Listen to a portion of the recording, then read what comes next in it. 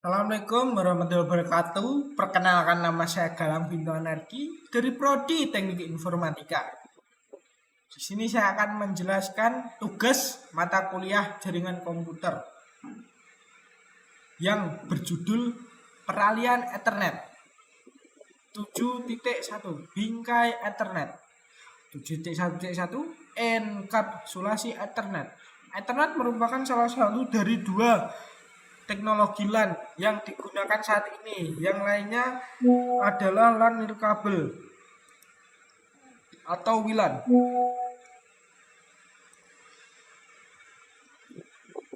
Ethernet menggunakan komunikasi kabel, termasuk kabel twisted pair, sambungan serat optik, dan kabel koaksial. Ethernet dalam model OSI.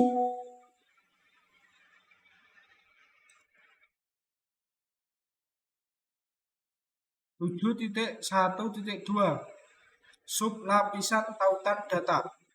Protokol IEEE 802 LAN atau MAN termasuk Ethernet menggunakan dua sub lapisan terpisah dari lapisan tautan data berikut untuk beroperasi. Sub lapisan tersebut adalah Logical Link Control LLC dan Media Access Control MAC. 7.1.3 Sub lapisan MAC. Sub lapisan MAC bertanggung jawab atas enkapsulasi data dan mengakses media. Enkapsulasi data. Akses media. 7.1.4 Bidang bingkai Ethernet. Ukuran bingkai Ethernet minimal adalah 64 byte dan ukuran maksimal yang diharapkan adalah 1518 byte. Ini mencakup semua byte dari bidang alamat MAC tujuan hingga bidang urutan pemeriksaan bingkai FCS. Bidang pembukaan tidak disertakan saat menjadi ukuran bingkai. 7.1.5 Periksa pembandaan Anda switching Ethernet. 7.1.6 Lab menggunakan Wisrah untuk memeriksa frame Ethernet. Selanjutnya 7.2 alamat MAC Ethernet. 7.2.1 alamat MAC dan heksadesimal. Dalam jaringan alamat IPv4 direpresentasikan menggunakan sistem bilangan desimal basis 10 dan sistem bilangan biner basis 2. Alamat IPv6 dan alamat Ethernet direpresentasikan menggunakan sistem bilangan heksadesimal basis 16. Untuk memahami heksadesimal, pertama Anda harus memahami biner dan desimal. 7.2.2 alamat MAC Ethernet. Dalam LAN Ethernet, di setiap perangkat jaringan terhubung ke media bersama yang sama. Alamat MAC digunakan untuk mengidentifikasi perangkat sumber dan tujuan fisik NIC pada segmen jaringan lokal. Pengalaman MAC menyediakan metode untuk identifikasi perangkat pada lapisan tautan data model OSI.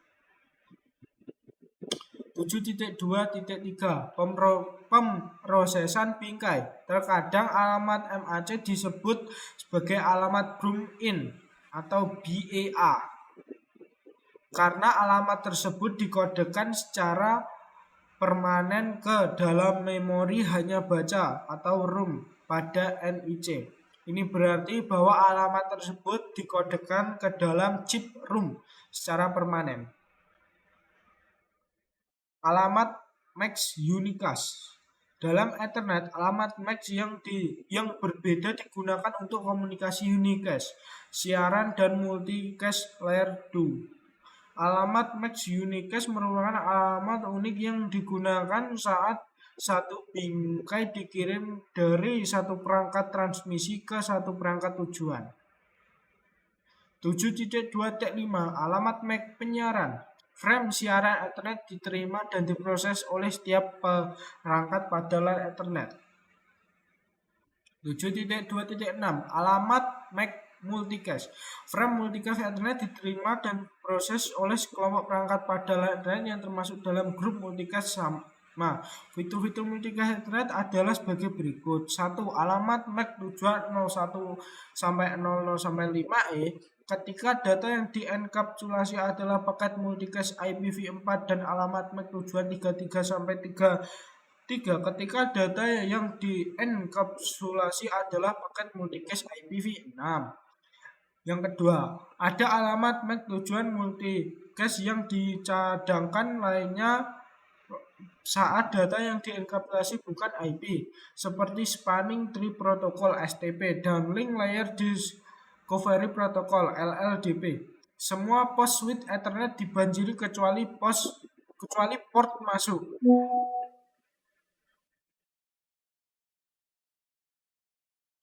Yang keempat, paket tersebut tidak diteruskan oleh router kecuali router dikonfigurasi untuk merutekan paket multicast. 7.2.7 Lab melihat alamat MAC perangkat jaringan.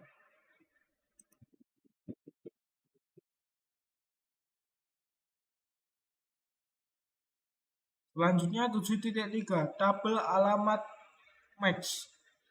7.3.1 Dasar-dasar switch.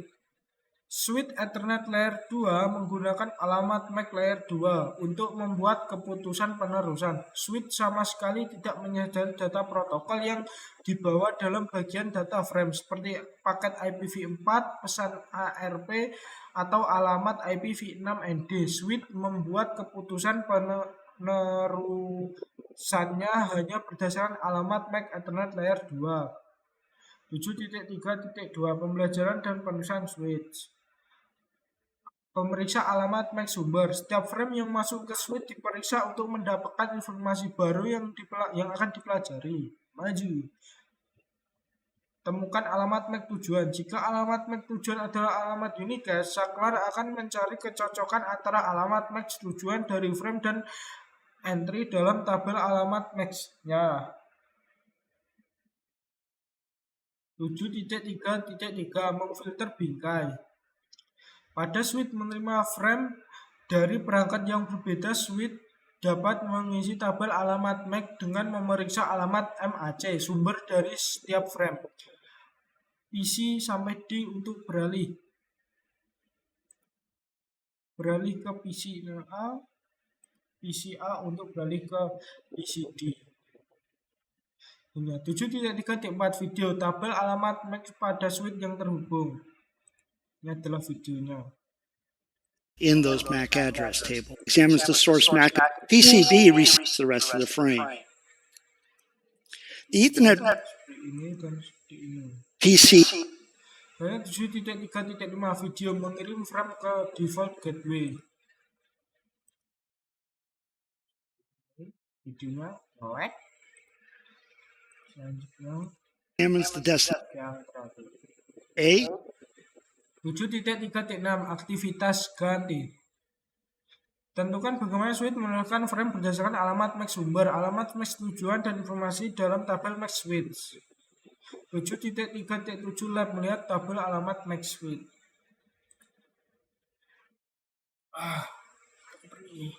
7.4 Kecepatan switch dan metode penerusan.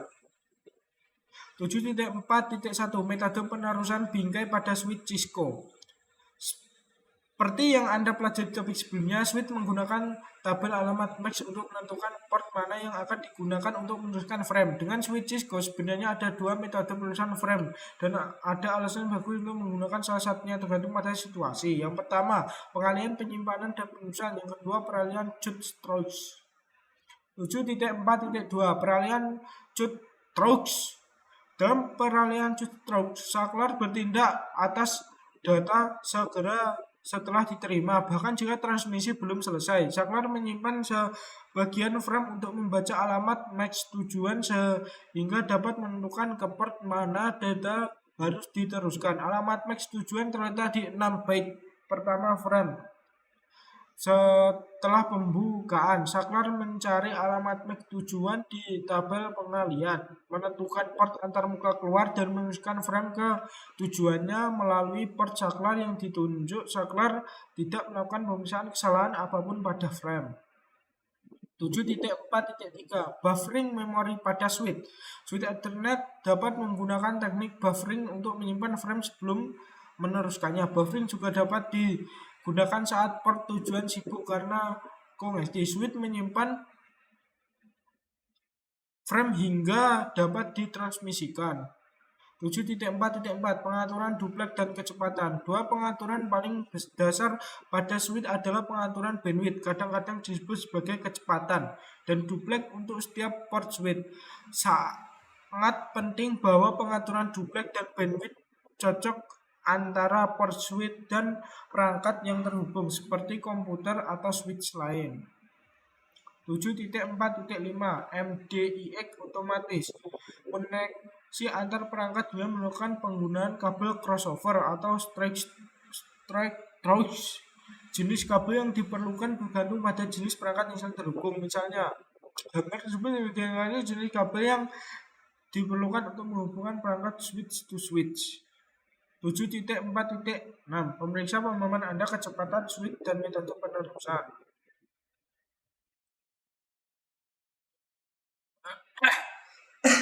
Yang terakhir, 7.5 Modul praktik dan kuis. 7.5.1 Apa yang saya pelajari dalam modul ini?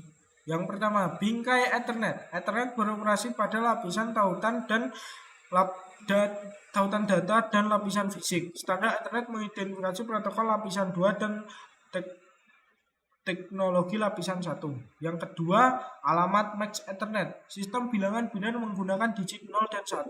Desimal menggunakan 0 hingga 9. Hexadesimal menggunakan 0 hingga 9 dan huruf A hingga F. Alamat MAC digunakan untuk mengidentifikasi perangkat sumber dan tujuan fisik NIC pada segmen jaringan lokal. Yang ketiga, tabel alamat MAC. Switch Ethernet Layer 2 membuat keputusan penerusannya hanya berdasarkan alamat MAC Ethernet Layer 2. Yang terakhir, kecepatan switch dan metode penerusan. Switch menggunakan salah satu metode penerusan berikut untuk mengalihkan data antara port jaringan: pengalihan simpan dan teruskan atau pengalihan jut stroke.